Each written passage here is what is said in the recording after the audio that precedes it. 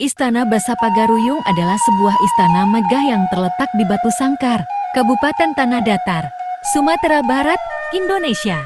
Istana ini merupakan replika dari istana asli kerajaan Pagaruyung yang telah beberapa kali mengalami kebakaran.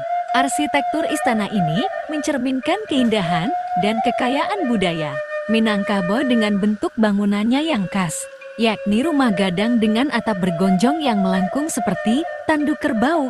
Dinding istana ini dihiasi dengan ukiran kayu yang rumit dan berwarna-warni, yang menggambarkan filosofi dan nilai-nilai kehidupan masyarakat Minangkabau. Selain itu, Istana Basapagaruyung juga memiliki beberapa lantai yang berfungsi sebagai tempat tinggal raja dan keluarganya, serta tempat penyimpanan benda-benda pusaka kerajaan. Istana ini tidak hanya menjadi simbol kejayaan masa lalu, tetapi juga menjadi destinasi wisata budaya yang populer, di mana pengunjung dapat mempelajari sejarah dan tradisi Minangkabau secara lebih mendalam.